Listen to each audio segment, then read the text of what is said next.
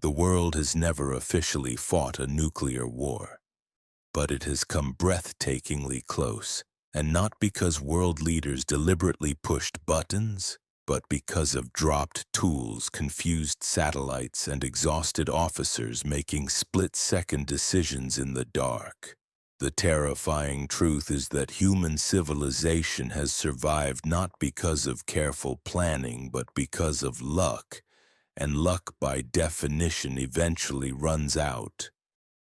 It wasn't a military confrontation or a political crisis that brought America closest to a domestic nuclear disaster. It was a socket wrench.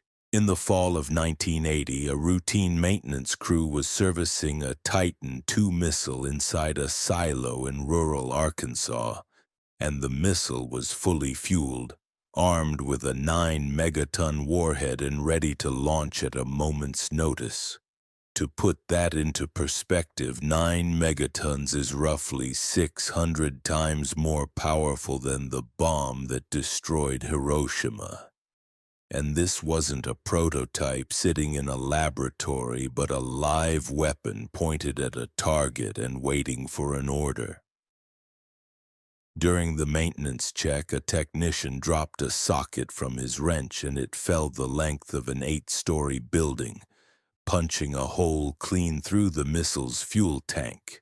What followed was 8 hours of mounting dread as toxic flammable rocket fuel flooded the enclosed silo, and emergency crews evacuated the surrounding area while military personnel tried desperately to contain the leak. But nothing worked.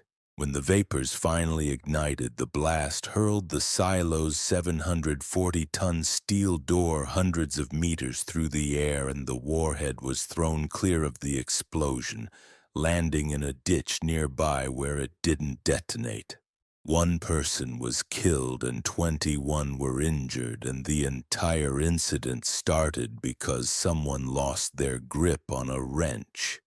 During the Cold War, American bombers carrying live nuclear weapons flew continuous patrols near Soviet borders every single day, and the assumption was that keeping armed bombers airborne at all times gave the U.S. a faster retaliatory option if the Soviets struck first.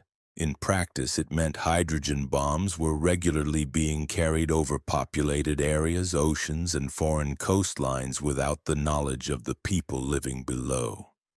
In January 1966, one of those bombers collided with a refueling tanker above southern Spain, and the fireball killed 7 crew members across both aircraft, while the 4 hydrogen bombs on board fell freely toward the ground.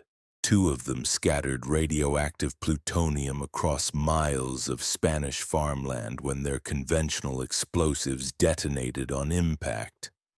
A 3rd was found intact in a nearby riverbed, and the 4th sank into the Mediterranean Sea and stayed missing for 81 days while nearly 30 Navy ships combed the water looking for it.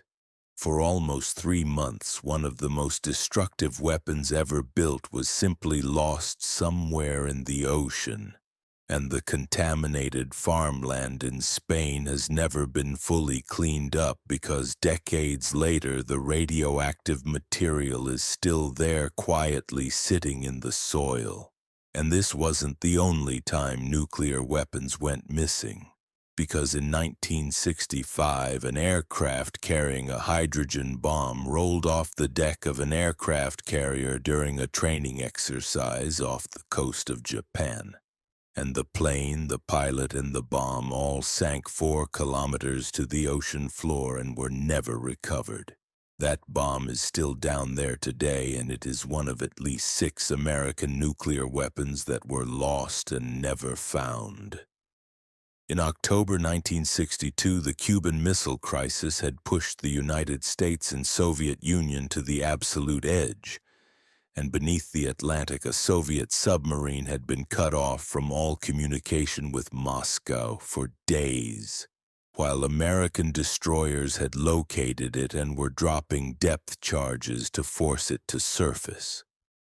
Inside the submarine, the crew had no way of knowing the charges were non-lethal signaling devices, and the captain was convinced that war had already started above them. He ordered the submarine's nuclear torpedo prepared for launch, and under Soviet naval rules, 3 senior officers had to agree before it could be fired, with 2 saying yes immediately, but the third, an officer named Vasily Arkhipov, firmly saying no. He argued that launching a nuclear weapon without confirmed orders from Moscow was reckless and potentially catastrophic, and the debate played out in suffocating heat hundreds of meters underwater, with alarms going off and a crew on the edge of panic. But Arkhipov held his position, and the torpedo was never fired. Years later, historians concluded that a single launch would almost certainly have triggered full-scale nuclear war between the 2 superpowers, meaning the fate of the world was decided by one man who simply refused to be rushed into a decision. 21 years after the Cuban Missile Crisis, the world nearly ended again, and this time it was because of clouds. On the night of September 26, 1983, Soviet Lieutenant Colonel Stanislav Petrov was on duty at a nuclear early warning facility outside Moscow when his screen suddenly lit up, and the system was reporting that 5 American intercontinental ballistic missiles had been launched and were heading towards Soviet territory. His orders were unambiguous because a detection meant retaliation, and he was supposed to report the launch immediately up the chain of command, triggering a Soviet response that would have been massive and irreversible. Petrov hesitated because something felt wrong, as 5 missiles made no sense as a first strike, since the Americans would send hundreds simultaneously to overwhelm Soviet defenses and not just 5.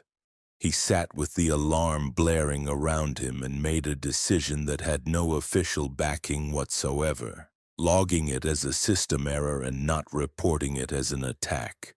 And he was correct, because the satellites had been fooled by an unusual angle of sunlight bouncing off cloud cover. A technical glitch had nearly triggered the end of the world, and had Petrov followed protocol that night, the Soviet response would have been automatic and unstoppable. Yet he was never rewarded for saving millions of lives, and was quietly removed from his post and largely forgotten by the government he had just saved. In January 1995, a team of Norwegian scientists launched a research rocket to study the Northern Lights.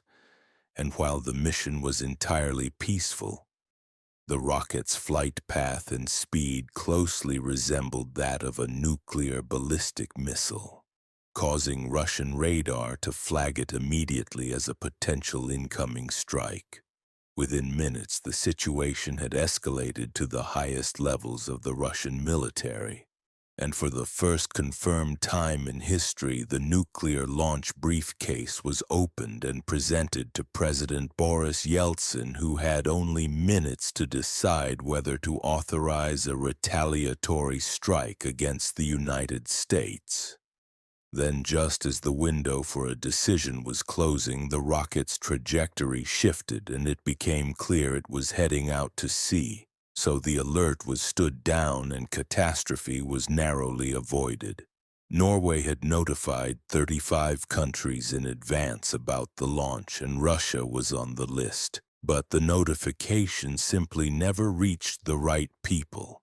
These weren't edge cases or theoretical risks, but real events separated by years and geography, each one completely independent of the others, and taken together, they paint a picture of a world that came far closer to nuclear catastrophe than most people ever knew. The number of nuclear weapons has dropped from over 70,000 in the mid-1980s to around 12,000 today.